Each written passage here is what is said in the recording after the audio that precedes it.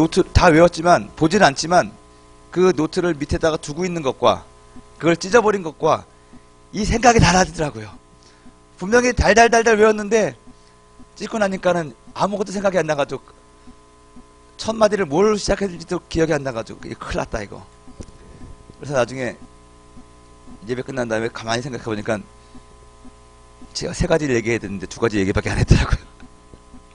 그래도 하나님의 은혜입니다. 2번째는 필요가 없어서 여러분들에게 안 들려줬을 거라고 저는 생각을 하는데 그렇습니다.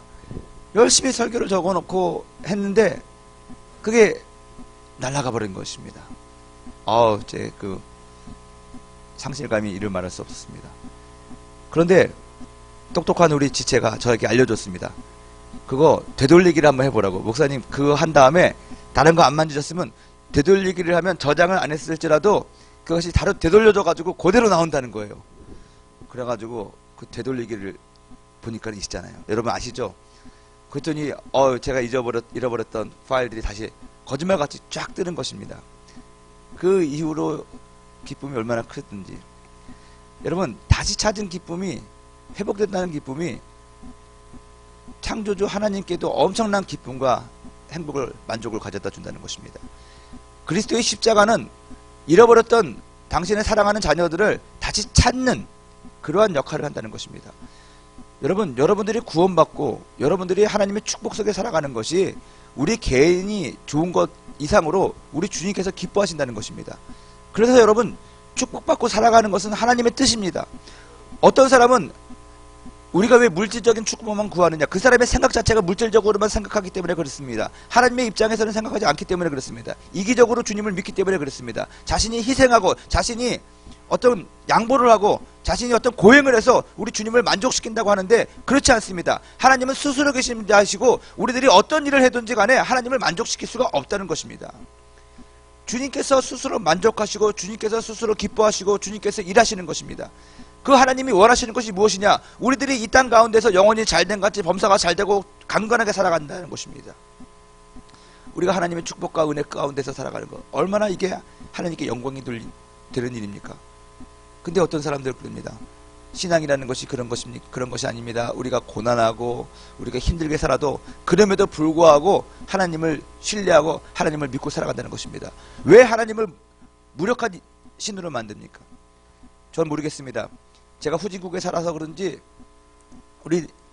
제가 살던 곳에서는 정말로 먹고 살고 하는 것이 하루를 먹고 내일 무엇을 먹을까, 그것이 걱정하고 사는 사람들이 정말 많았습니다. 그들에게 따뜻한 밥, 따뜻한 잠자리가 있는 것이 얼마나 큰 기쁨이고 행복인지 모릅니다. 그런 사람들한테 가서 우리가 고난당하면서 우리가 계속해서 병과 저주와 질병 속에 살아가면서 스님을 살아가는데 그럼에도 불구하고 주님이 나를 사랑하신다. 그 사람들은요, 우리 하나님은 하나님 믿으면 고생하는구나. 하나님은 힘이 없는구나. 차라리 나에게 축복과 나에게 은혜를 주고 나에게 복을 줘서 우리를 강건케 하는 시바에게 다시 가야겠다. 철저한 능력으로 생각을 하고 살아가는 사람들이 상당히 많았습니다. 여러분, 우리 하나님을 무능력한 하나님으로 만들지 마십시오. 우리들이 이 세상 가운데서 빌빌거리고 살면 우리 하나님을 무능력한 하나님으로 만드는 것입니다. 여러분들이 영혼이 잘되고 강건하게 살아야 된다는 것입니다. 여러분들이 자신감 있게 살아가야 된다는 것입니다. 이것이 하나님께 영광을 올려드리는 것입니다. 우리가 고난받음으로 말미암아 아버지께 영광을 올려드립니다. 내가 이렇게 힘들게 살지만 그래도 주님을 나는 부인하지 않습니다. 그건 여러분 겸손한 것이 아니라 교만한 것입니다. 우리가 뭔데 하나님을 마음대로 하늘에서 이 땅으로 내려 당깁니까? 그래서 여러분들이 우리 주님의 백성인들이라면 이 세상 가운데서도 여러분들이 성공하고 살아가야 된다는 것입니다. 똑똑하셔야 됩니다. 여러분, 부지런하셔야 됩니다. 내가 여기서 궁상밖에 살면 아버지 하나님께 영광을 올려드릴 수 없는 것이구나. 여러분, 부자들 자랑하십시오. 내가 주님의 은혜로 말미암아 내가 부유한 삶을 삽니다. 내가 강건한 삶을 삽니다. 이것이 하나님께 영광이 돌린다고 저는 믿습니다. 오늘 주님께서 말씀하셨습니다. 그리스도께서 우리를 위하여 저주를 받은 바 되사 그랬습니다. 우리가 타락함으로 말미암아 우리 인생이 저주받았습니다. 땅은 가시와 엉겅퀴를 냅니다. 이게 무슨 뜻이 있습니까? 수고하고 애써도 그만한 소산이 우리들에게 오지 않는다는 것입니다. 하나님께서 아담에게 말씀하셨습니다. 너가 땀을 흘려야지만 땅의 소산을 먹는다고 했습니다. 3장에 가면 가인이 죄를 짓고 가인을 하나님께서 벌 주시는데, 가인의 직업이 뭡니까? 농부입니다. 여러분 아시죠? 가인과 아벨이 있는데 가인은 농사 짓는 자였고 아벨은 양치는 자였습니다. 그래서 그들이 가지고 있는 소산으로 주님 앞에 예배를 드렸는데 잘못 드리는 것이죠. 양을 잡고 또 뭐 채소를 드렸다고 해서 그게 잘못된 것이 아니라 그들의 하나님 앞에 드리는 제사의 동기가 잘못돼서 가인이 혼을 났지만, 중요한 거는 가인이 하나님으로부터 저주를 받았는데 뭡니까? 내가 수고하고 애쓰고 농사를 지어도 땅이 너에게 소산물을 주는 것이 아니라 가시와 엉겅퀴를 낸다고 주님 말씀하셨습니다. 이게 무슨 말입니까? 내가 아무리 노력하고 심고 해도 그만한 결과가 나오지 않는다는 것입니다. 열심히 공부했는데 성적이 안 나오는 것이고, 열심히 일을 했는데 돈이 안 벌려진다는 것입니다. 그만큼 내가 일한 것만큼 그 대가가 와야 되는데 그렇지 않는다는 것입니다. 그게 무슨 말입니까? 저주예요, 여러분. 분명히 참 감람나무를 심었는데, 좋은 토양에 감람나무를 심었는데 이사야서 5장에 나오거든요. 그런데 돌감람나무가 나왔다는 거예요. 땅도 비옥하고 기름진 땅에 거름을 주고 좋은 종자를 심었는데 나쁜 열매가 나타났다는 거예요. 이거 왜 그렇습니까? 무엇이 잘못됐습니까? 저주라는 거예요. 우리 인간이 타락함으로 말미암아 이러한 저주를 우리가 받았다는 것입니다. 근데 예수 그리스도의 십자가로 말미암아 이 저주가 해결되었다는 것입니다. 어떻게 해요? 예수 그리스도께서 우리가 받아야 될 모든 저주를 다 담당하셨다는 것입니다. 십자가는 저주의 상징인데 우리들이 다 그 십자가 위로 올라가야 되는데, 예수 그리스도께서 친히 우리를 대신해서 십자가 위에 올라가심으로 말미암아 내가 받아야 될 그 저주의 소산들을 그분이 다 짊어지셨다는 것입니다. 그것을 믿으면 저주는 우리와 더 이상 상관이 없다는 것입니다. 왜냐? 예수 그리스도께서 십자가 위에서 우리가 받아야 될 저주를 속량하셨으니까요. 그래서 저는 여러분들에게 도전합니다. 예수 똑바로 믿으면 십자가의 그 능력을 제대로 우리가 믿고 마음에 의심하지 않고 살아가는 사람은 여러분들이 심은 대로 거두게 되어 있습니다. 근데 그렇지 않으면은요, 심어도 잘 안 나오는 경우가 있다는 것입니다. 그러려니 하겠지. 그러지 마시고요, 싸우셔야 됩니다. 저주를 쫓아내야 되는 것입니다. 우리가 이러한 저주 가운데 살면서 여전히 우리 주님, 그래도 주님이 나를 사랑하시겠지, 주님이 나를 도와주시겠지, 그거는 자기 기만입니다.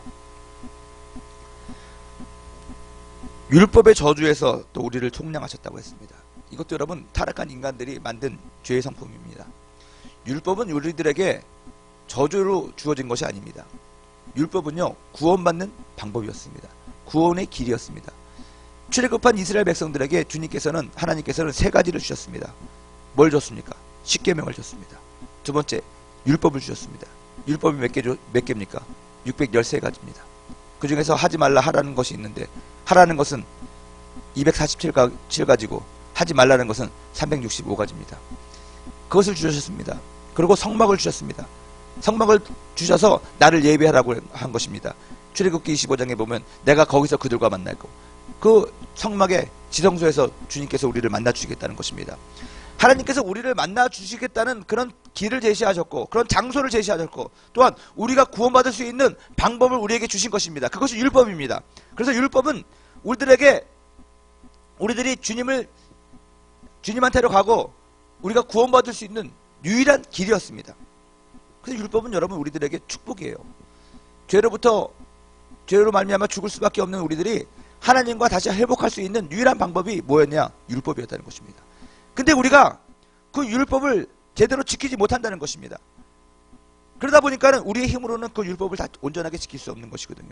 그래서 주님께서 우리를 도와주셔서 율법을 지키게 만들어 주시는데, 우리 인간들이 그것을 스스로 이것을 하려다 보니까 그 율법은 우리들에게 축복의 존재가 아니라, 그 율법 때문에 우리는 더 이상 더 좌절하고 낙심하고, 아, 오르지 못할 나무구나, 방법이 주어졌는데 그림의 떡이라는 것입니다. 그러다 보니까 그것이 우리들의 죄를 드러내게 되는 것이고 밝혀지게 되는 것이고, 결국 우리가 그 율법 때문에 스스로 정죄받고 하느님으로부터 멀어질 수밖에 없는 그런 지경이 되었다는 것이죠. 근데 여러분 재밌는 거는요, 성경을 쭉 보십시오. 하나님이 우리들에게 주신 율법을 가지고 우리들을 공격하지 않으십니다. 누가 공격하는 줄 아십니까? 마귀가 공격해요. 마귀가. 율법을 가지고 하나님께서 우리들에게 율법을 주셨지만은 그 율법을 가지고 너 율법을 이렇게 했는데 너 잘못했잖아. 너는 구원 대상자가 아니잖아. 이렇게 하나님이 하신 적이 없어요. 도리어 사람들이 마귀가 율법을 가지고 와가지고 주님 앞에 근거를 대면서 당신의 율법에 이렇게 되어 있는데 당신의 백성들이 이렇게 했으니까 잘못을 했으니까 혼내십시오. 벌을 내리십시오. 너는 이 율법에 의하면 너는 구원받을 만한 자격이 없는 거야. 율법이 도리어 우리들에게 하나님으로부터 멀어져 갈 수밖에 없는 저주의 상징이 되었다는 것이죠. 여러분, 주님께서는요, 이 십자가를 통해서 율법의 저주를 다 속량하셨습니다. 율법이 더 이상 우리를 송사하지 못하게 했습니다. 마귀가 아무리 율법을 갖다가 들이대고 우리를 송사해도 그것이 무력하게 만들었습니다. 그게 뭔지 아십니까? 은혜입니다. 이 세상에서 용서받을 수 없는 죄는 없습니다, 여러분. 율법에 의하면 용서받을 수 있는 죄가 많이 있습니다. 하지만 그리스도의 은혜의 눈으로 본다면 이 세상에서 용서받을 수 없는 죄는 없습니다. 모슬렘, 불교도들 다 은혜, 주님의 품으로 오면 용서받을 수 있습니다. 간음한 자, 사기친 자, 살인한 자, 도둑질한 자 다 용서받을 수 있다는 것입니다. 그것이 은혜입니다. 그 은혜가 어떻게 왔습니까? 그리스도의 십자가를 통해서 율법의 저주가 모두 속량되었기 때문에 그것을 믿는 자에게는 예수 그리스도의 하나님의 무조건적인 사랑과 용서가 있는 은혜를 받는다는 것입니다. 죄 있는 자도 은혜 받고 죄가 없는 자도 은혜 받고 가진 자나 있는 자나 노인이나 어린아이나 남녀노소 불구하고 다 그리스도의 십자가 품에 오는 사람들은 하나님께서 주시는 사랑과 희락과 화평을 받는 용서를 받는다는 것입니다. 그것이 은혜입니다. 그것이 축복입니다. 예수 안에서 아브라함의 축복이 이방인에게 전파되는 것이 축복의 복음입니다. 창세기 12장에 보면은 하나님께서 아브라함을 부르셔서 복의 근원 삼으십니다. 이 성경에 보면은 두 가지 사상이 있습니다. 어제 제가 순복음신학교에서도 이 강의를 했었는데 성경에 나와 있는 두 가지 사상을 우리가 알아야 됩니다. 하나는 보편주의 사상이고요. 하나는 선택주의 사상입니다. 창세기 1장부터 11장까지는 하나님의 보편적인 그런 사랑에 대해서 나와 있습니다. 하나님의 뜻은 뭡니까? 모든 사람들을 다 사랑하는 것입니다. 모든 민족과 열방과 방언들을 다 하나님께서 구원하시기 원하십니다. 근데 우리 인간이 죄를 졌어요. 또 바벨탑. 스스로 높아지고 스스로 하나님의 권위에 도전했다는 것입니다. 그래서 사람들이 흩어졌습니다. 그리고 주님께서 흩어진 사람들을 다시 한번 모으기 원했습니다. 다시 한번 회복시키기 원했습니다. 그래서 누구를 택합니까? 아브라함을 택합니다. 그때부터 선택주의가 나옵니다. 하나님의 특별한 선택주의 사상이 나옵니다. 근데 하나님께서 아브라함을 선택하신 이유는 뭡니까? 아브라함을 택해서 아브라함을 통해서 모든 사람들을, 다시 잃어버린 사람들을 다시 한번 다 찾기 위한 선택이었다는 것입니다. 그래서 아브라함을 축복의 근원 삼으시고 그 다음 말이 뭡니까? 축복의 통로로 삼기 위해서 아브라함을 선택했다는 거예요. 그리고 오순절 날까지 그 선택주의가 계속됩니다. 이스라엘을 택해서 사람들을 구원하십니다. 사람들을 구원하기 위하여 이스라엘 공동체 안으로, 사람들은 이스라엘 공동체 안으로 들어왔어야만 했습니다. 근데 오순절 날이 이름에 하늘로부터 급하고 강한 바람 같은 것들이 각 사람에게 임하여 있었습니다. 성령이 강림하신 것이죠. 성령이 강림하신 다음부터는 하나님의 보편주의 사랑이 더 우리한테 보이기 시작합니다. 성령으로 말미암아 이 모든 축복이 다른 사람들에게 퍼져나가는 것입니다. 바벨탑의 사건을 보면은 언어가 많아지고 혼잡해지면서 사람들이 흩어졌지만 성령 받음으로 말미암아 사람들의 언어가 다시 하나가 됩니다. 그게 방언입니다. 하나님의 말입니다. 회복이라는 것입니다. 이것이 그냥 영적으로 어떤 말을 했다는 것으로 인해 가지고 생각해서는 안 되는 것입니다. 그보다 더 높은 뜻이, 깊은 뜻이 있다는 것입니다. 흩어졌던 사람들이 하나님의 성령으로 말미암아 같은 말을 하면서 하나가 된 것입니다. 그리고 하나님의 축복이 모든 사람들에게 퍼져나가는 것입니다. 예루살렘에서 유대로 사마리아로 땅끝까지 하나님의 사랑이, 하나님의 은혜가 흘러간 것입니다. 십자가는 하나님이 선택하신 아브라함의 복이 십자가를 통해서 모든 만민에게, 모든 족속과 방언과 이방 사람들에게 흘러가기 위한 그런 방편이었다는 것입니다. 십자가는 그런 능력이 있습니다. 십자가로 말미암아 선택되었던 이스라엘 유대민족에게만 국한되었던 그 하나님의 축복이 많은 이방 사람들에게 전해진 것입니다. 그것이 십자가의 능력입니다. 그것이 축복의 의미입니다. 정리하자면 이렇습니다. 여러분들도 아브라함과 같이 선택받았습니다.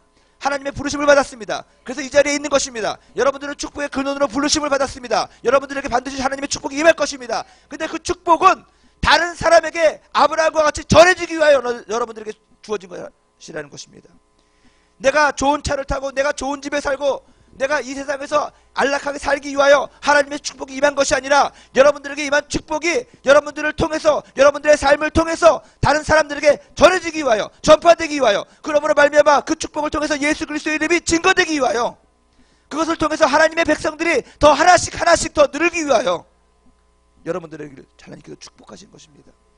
그래서 여러분 기도할 때 복을 간구하십시오. 다른 사람에게 전해주기 위하여 복을 간구하십시오. 그러면 정욕이 아닙니다. 더 자세하게 더 자유하게 여러분들이 축복을 구할 수 있다는 것입니다. 신앙이라는 것은 이기적인 것이 아니라 이타적인 것입니다. 먼저 그 나라와 그 일을 구하라고 그랬잖아요. 내가 세상을 섬기고 하나님을 섬기겠다는 마음으로 하나님의 축복을 구해보십시오. 구하는 것도 자신감이 있는 것입니다. 떳떳한 것입니다. 그리고 받은 축복들을 여러분 떳떳하게 쓰십시오. 뒤에서 쓰지 마시고 앞에서 쓰십시오. 우리들이 받은 축복을 뒤에서 쓰면 그것을 뇌물이라고 얘기하지만 앞에서 쓰면 그것을 구제라고 얘기하는 것입니다. 섬기는 거라고 얘기할 수가 있다는 것입니다.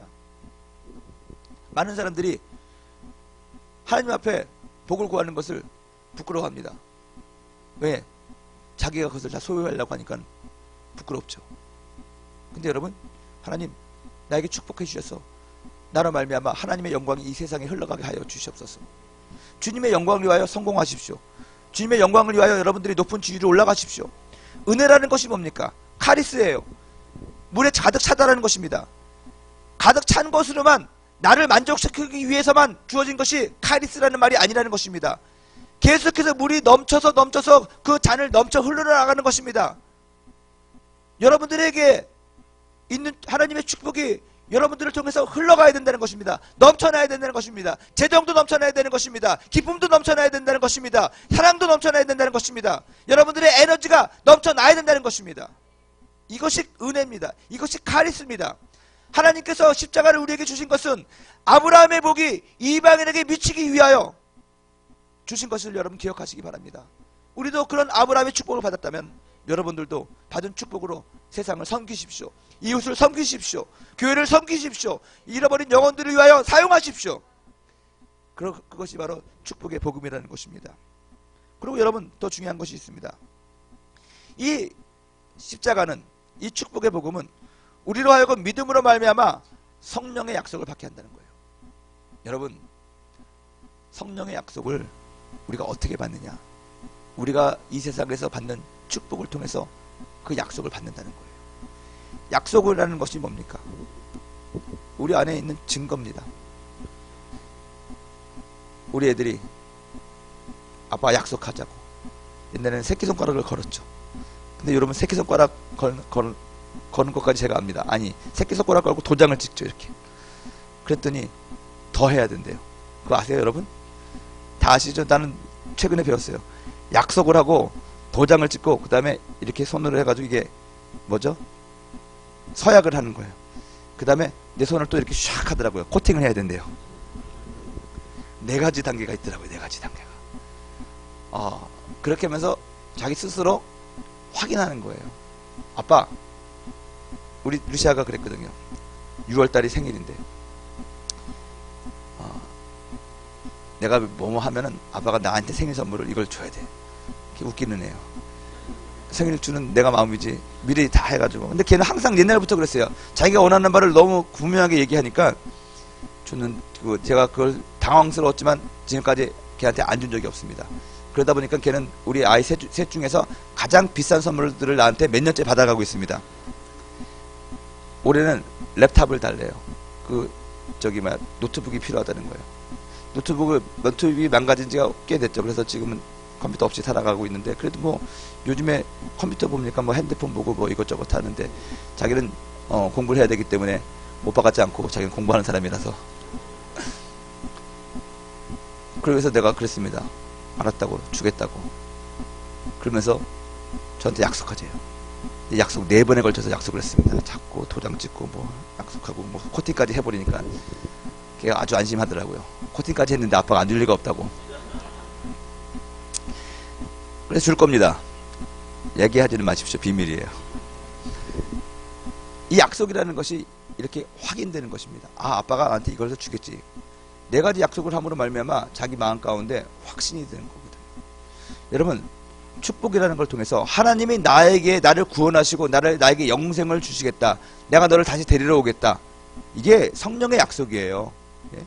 너희들이 본 그대로 하늘로 간 예수는 다시 오실 것이다. 너희들을 고아와 같이 내버려 두지 않겠다. 내가 너희를 다시 찾겠다. 다시 온전한 주의 백성으로 이 땅에 강림하셔서 너희들을 데려가겠다.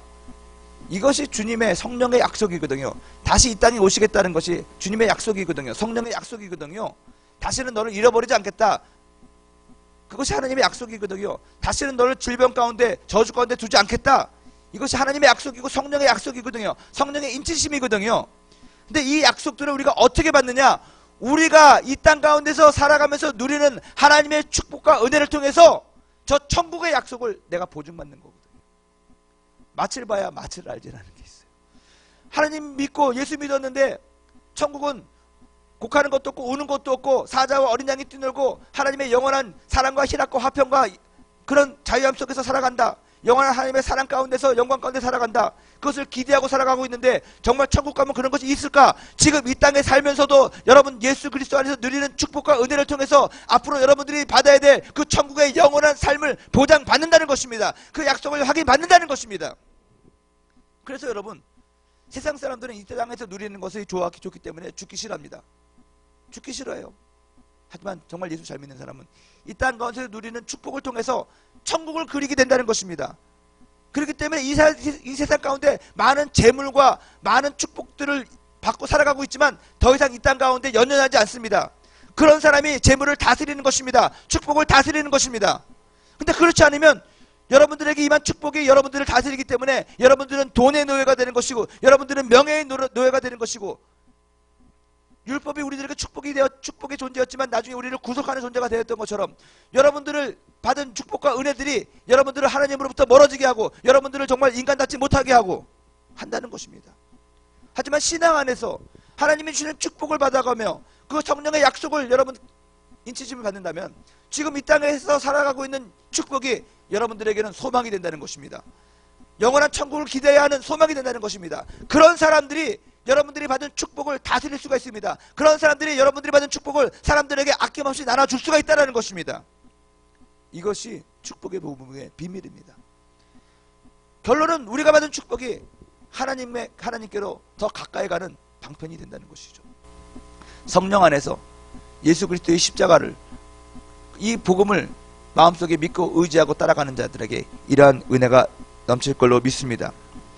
고린도후서 5장이 아니죠. 8장 9절을 제가 한번 읽어드리겠습니다. 고린도후서 8장 9절 우리가 잘 아는 말씀입니다. 우리 주 예수 그리스도의 은혜를 너희가 알거니와 부요하신 이로써 너희를 위하여 가난하게 되심은 그의 가난함으로 말미암아 너희를 부요하게 하려 하심이라. 여러분, 구약에서의 축복의 개념은 자손이 많은 것, 물질이 많은 것, 또 원수를 무찌를 수 있는 군대가 있는 것, 능력이 있는 것, 지혜, 이런 것들을 축복이라고 얘기했습니다. 신약에서는 말하는 구원은 뭐냐? 하나님의 나라가, 하나님의 백성이 되는 것입니다. 구원받는 것입니다. 그리고 하나님의 기업을 이어받는 것이 신약에서 말하는 축복의 개념입니다. 우리가 이러한 축복의 개념을 다 가지고 있습니다. 구약적인 개념과 신약적인 개념. 그런데 중요한 것은 여러분, 하나님의 주권을 인정하고 살아가는 사람들이 하나님의 백성인데 하나님의 주권 속에서 살아가는 사람들은 이 땅 가운데에서 마귀의 주권이 행사하지 못합니다. 근데 여러분, 마귀의 주권은 무엇으로 나타납니까? 가시와 엉겅퀴거든요. 저주거든요. 가난이거든요. 질병이거든요. 정말 죄송한 얘기지만 우리가 매일 병치레라고 살아가는 것, 그거 마귀의 소산이 우리들의 삶 가운데 나타나는 것입니다. 성령의 열매가 아니에요. 하나님의 열매가 아니에요. 계속해서 가난하게 살아가는 것, 이거 저주입니다, 여러분. 예수 그리스도를 믿으면 십자가 위에서 주님께서 다 그것을 저주를 속량하시고 우리를 위하여 주님께서 가난하게 사셨습니다. 예수님께서 가난하게 산 목적은 단 하나입니다. 우리로 하여금 부유하게 하기 위해서 살아가는 것입니다. 우리들의 삶에 이 사탄의 열매가 나타나는 것이 아니라 그 소산물이 나타나는 것이 아니라 하나님의 소산물이 나타나게 해야 되는 것입니다. 부자로 사십시오. 부유하게 사십시오. 근데 중요한 거는 여러분, 돈이 많다고 부자가 아닙니다. 돈이 많아도 정신이 부자가 아니면 가난한 사람입니다.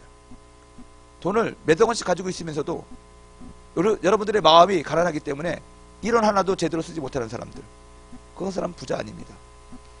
여러분들이 가지고 있는 소유를 정말로 아낌없이 나눠줄 수 있는 사람들이 진짜 부자인데 왜 그렇습니까? 나의 부의 원천이 주님께로부터 오는 거니까는 걱정을 안 하지 않는 것입니다. 아버지가 부자면 주머니에 돈 1,000원만 있어도 떳떳합니다. 달라고 그러면 되니까. 근데 아버지가 부자가 아니잖아요. 죄송한 얘기지만 그러면 주머니에 100만 원 있어도 늘 조마조마합니다. 이것이 다 쓰면 난 또 가난하게 될 거니까.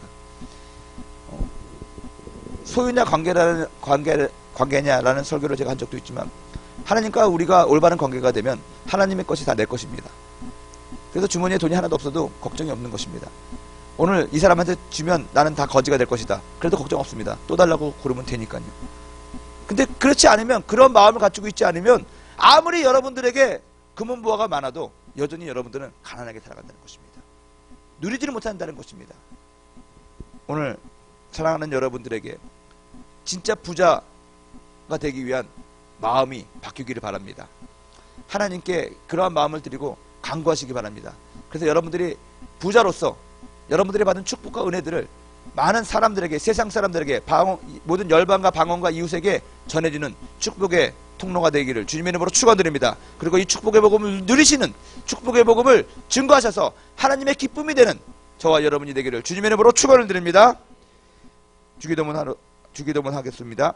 하늘에 계신 우리 아버지여, 이름이 거룩히 여기를 받으시오며 나라의 마옵시며 뜻이 하늘에서 이루어진 것 같이 땅에서도 이루어지리이다. 오늘날 우리에게 일용할 양식을 주옵시고 우리가 우리에게 죄진 자를 사하여 준 것 같이 우리 죄를 사하여 주옵시고 우리를 시험에 들지 말게 하옵시며 다만 악에서 구하옵소서. 나라와 권세와 영광이 아버지께 영원히 쌓옵나이다. 아멘. 우리 주의 이름을 3번 부르고 간절히 기도합니다. 주여, 주여, 주여.